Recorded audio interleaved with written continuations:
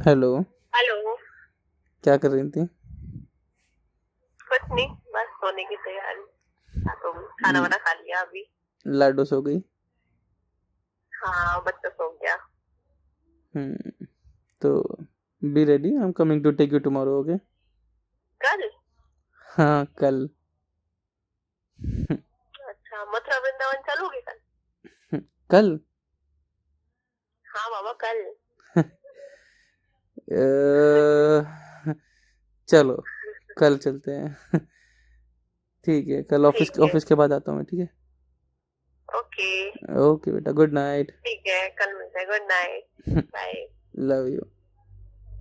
Love you too. Bye. Bye.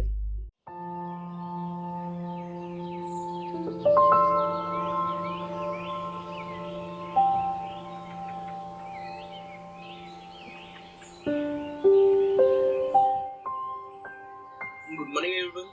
मौसम बहुत तगड़ा हो रहा है, 9 बज गए हैं। चाय हो गई मेरी। फॉग बहुत बुरी वाली फॉग है आज, और हटने का नाम ही नहीं ले रही है। और निहारिका और गौरा गए अपने घर, यानी कि फरीदाबाद बल्लभगढ़ में। तो आज आपको वहाँ ले जाने वाला हूँ मैं, लेकिन उससे पहले मेरे को आज अपने ऑफिस जाना है पहले। फिर ऑफिस से सोचो डायरेक्ट नहीं जाऊंगा। तो बने रहिए हमारे साथ, वीडियो को पूरा एंड तक देखिए।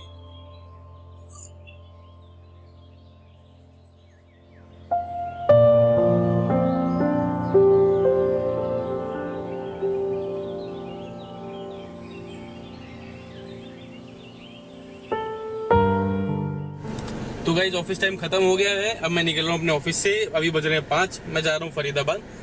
तो फरीदाबाद पहुंच के आपसे बात करते हैं, चलिए।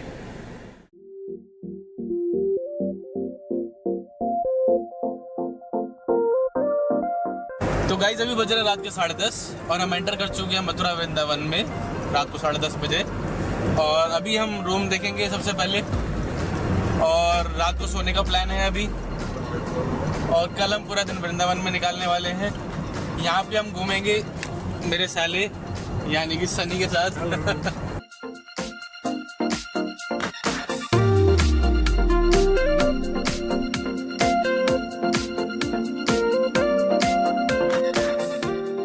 वृंदावन पहुंचने में हम थोड़ा सा लेट हो गए थे, रात ज्यादा हो गई थी, तो हम सीधा अपने होटल पे चले गए। और मुझे तो बहुत तेज भूख लग रही थी, इसलिए सबसे पहले होटल के टेरेस पे एक रेस्टोरेंट है, तो हम वहाँ खाना खाने के लिए जा रहे हैं। तो भैया, सबसे पहले तो पेट पूजा, उसके बाद फिर कोई काम दूजा।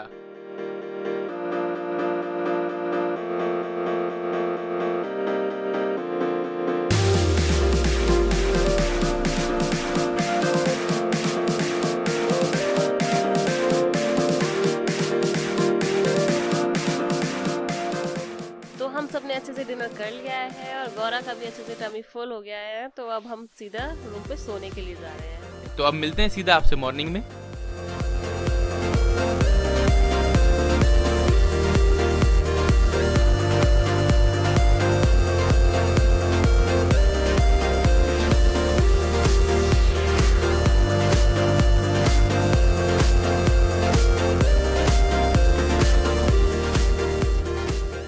Good morning everyone. तो हम सब रेडी हो चुके हैं अभी घूमने जाने के लिए।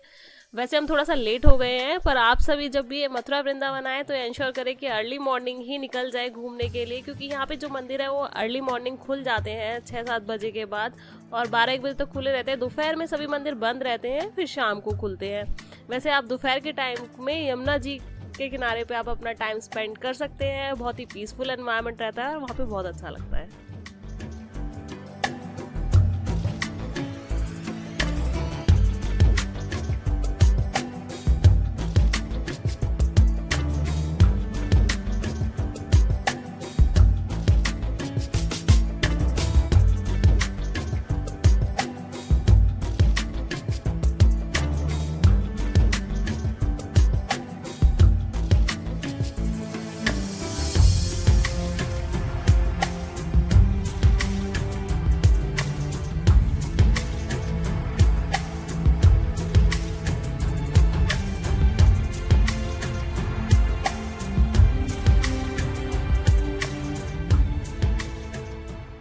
कहा जाता है कि वृंदावन में 5000 से भी ज़्यादा मंदिर हैं, लेकिन आपको सारे तो नहीं दिखा पाएंगे हम, लेकिन कोशिश करेंगे जितने ज़्यादा हो सके उतने ज़्यादा मंदिर आपको हम दिखा पाएँ।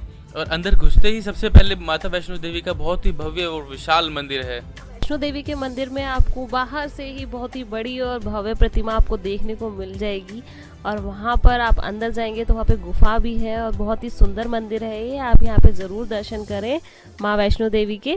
माँ वैष्णो देवी के मंदिर के दर्शन करने के बाद हम सीधा कात्यायनी माता के मंदिर आ गए। माँ कात्यायनी देवी का मंदिर या उमा देवी मंदिर के नाम से भी जाना जाता है।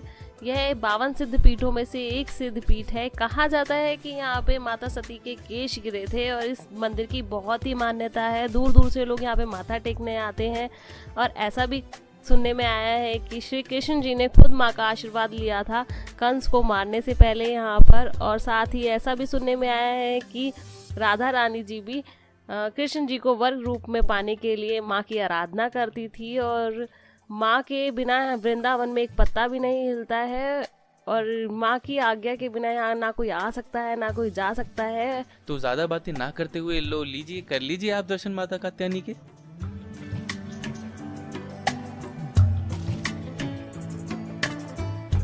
एवरीवन, ये वृंदावन का कात्यायनी माँ कात्यायनी मंदिर है। शाम के 5:30 बज चुके हैं और यहाँ पे घूमने आए हैं। बहुत ठंड है आज। तो माता कात्यायनी के दर्शन के बाद हम सीधा यमुना जी के दर्शन के लिए आ गए। पूरा मथुरा वृंदावन ही यमुना जी के किनारे बसा हुआ है, और ऐसा कहा जाता है यमुना जी श्री कृष्ण जी की पटरानी है। तो इनके दर्शन के बिना आप यहाँ से कैसे जा सकते हैं। इनके दर्शन तो बहुत ज़रूरी हैं, और यहाँ पे बहुत ही भव्य दर्शन आपको यमुना जी के मिलते हैं। बहुत ही पीसफुल एनवायरनमेंट होता है, और यहाँ पे दीपदान का भी बहुत ही महत्व है। तो हम तो दीपदान ज़रूर करेंगे। वैसे तो यहाँ पे कार्तिक मास में दीपदान किए जाते हैं, पर अभी हम लोग आए हैं तो अभी करके जाएंगे।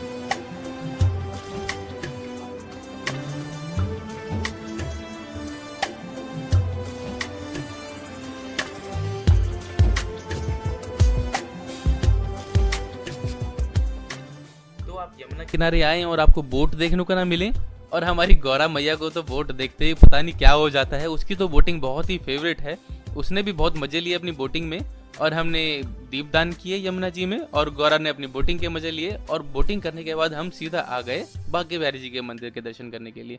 लेकिन बांके बिहारी जी के दर्शन करने से पहले यहाँ पे एक देवों के देव हमारे महादेव का मंदिर पड़ता है। अगर आप बांके बिहारी मंदिर जा रहे हैं तो यहाँ पे मत्था टेकना आप ना भूलें।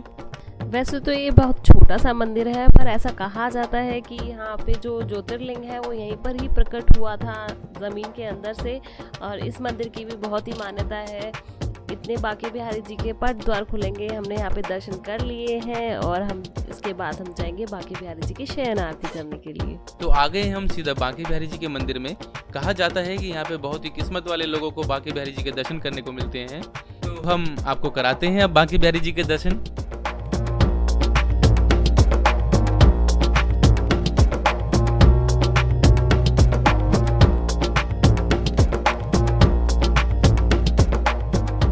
तो आइए लेकर के चलते हैं आपको बिहारी जी के मंदिर के अंदर। तो सबसे पहले इनके नाम पर चर्चा कर लेते हैं थोड़ी सी। इनका नाम बांके बिहारी क्यों पड़ा। बांके का मतलब होता है टेढ़ा, और जब आप बांके बिहारी जी की छवि को देखोगे तो आपको ये हल्के से टेढ़े नजर आएंगे। हमारे बांके बिहारी जी कहीं पर से भी सीधे नहीं है। इनका बहुत ही चंचल मन है, ये किसी के साथ भी चल देते हैं। ऐसा कहा जाता है कि बहुत टाइम पहले, कम से कम 200 साल पहले शायद, ये भरतपुर की रानी के साथ चले गए थे और आ नहीं रहे थे। बड़े गोसाइया जी की बहुत ही प्रार्थना करने के बाद ये वापस आए हैं, इसलिए इनके पट द्वार पर बार बार पर्दा कर दिया जाता है हर 2-3 मिनट बाद, ताकि इनकी नजरें किसी से ना मिले। तो हमारे बांके बिहारी जी की छवि है ही इतनी सुंदर कि कहीं उन्हें किसी की नजर न लग जाए, तो इसीलिए बार बार थोड़े थोड़े दर्शन करा के बार बार उनके यहाँ पर्दा कर दिया जाता है। और अगर आप ध्यान से देखेंगे तो आपको उनके हाथ में, हमारे बांके बिहारी जी के हाथ में, यहाँ पे बांसुरी देखने को नहीं मिलेगी, क्योंकि जो इनकी सेवा होती है वो एक बाल रूप की तरह होती है। और कहा जाता है कि अगर इनको बांसुरी पकड़ाए रखेंगे तो हमारे बांके बिहारी जी थक जाएंगे, इसलिए इनको बांसुरी नहीं पकड़ाई जाती है। सिर्फ साल में एक दिन आता है ऐसा जिस दिन इनको बांसुरी दी जाती है, वो है शरद पूर्णिमा के दिन। कहा जाता है उस दिन निधि वन में रास करने जाते हैं, इसलिए इनको बांसुरी पकड़ाई जाती है, और बाकी के दिन में ये थक ना जाए इसलिए इनको बांसुरी नहीं दी जाती है। अगर आप लोग एक बार बांके बिहारी जी के दर्शन करने के लिए आएंगे तो आपका मन यहीं लग जाएगा और आपको यहाँ से जाने का बिल्कुल भी मन नहीं करेगा, और सच में आप फिर बार बार बांके बिहारी जी के दर्शन करने के लिए बार बार आएंगे।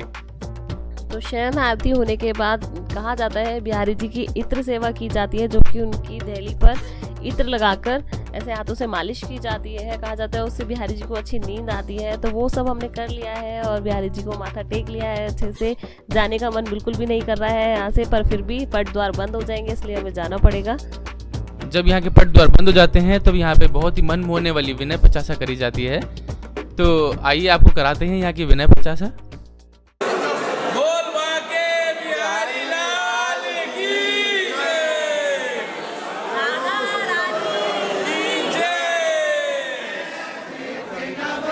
सुख पाते मेरे सब दुख हरो दयाला, दूर करो माया जंजाला, दया करो वो दूर पिलाओ, कृपा बिंदु मन में बरसाओ, ऐसो मन कर ले उन्हों देखो श्यामा श्याम, प्रेम बिंदु से बसो नाम की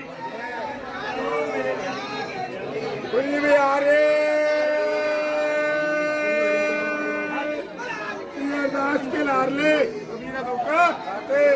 जय जय श्यामा जय जय श्याम और जय जय श्री वृंदावन धाम, और जय जय राधे को नाम जब मिलेंगे श्यामा श्याम। कुंज बिहारी श्री हरि दास, छोड़ो बच्चा घर की आस, तब मिलेगो वृंदावन को दास। जब पास रहे जमुना पट रानी, नित्य राय के ध्यान धरे, पाए मिले वैकुंठ ब्रज रानी। वृंदावन से वृक्ष को मरम न जाने कोई, और डाल डाल पे पात पात पे श्री राधे राधे। कुंज बिहारी श्री हरि दास, विठ्ठल विपुल बिहारन दास, शरद नरहरि रसिक अनन्या ललित मोहनी पूरन। मन समझाए ले धीरज कर ले, और बांके बिहारी से प्यार कर ले, चारों नाय मतवारो और राधा जी को श्री अरदास कहना है। तो आज के व्लॉग में इतना ही, और आगे आने वाले व्लॉग में आपको हम आगे के और भी बहुत सारे मंदिरों में दर्शन कराने वाले हैं। तो बने रहिए, हमें मोटिवेट करिए, सब्सक्राइब करिए हमारे चैनल, और हम लोगों का हौसला बढ़ाइए थोड़ा सा।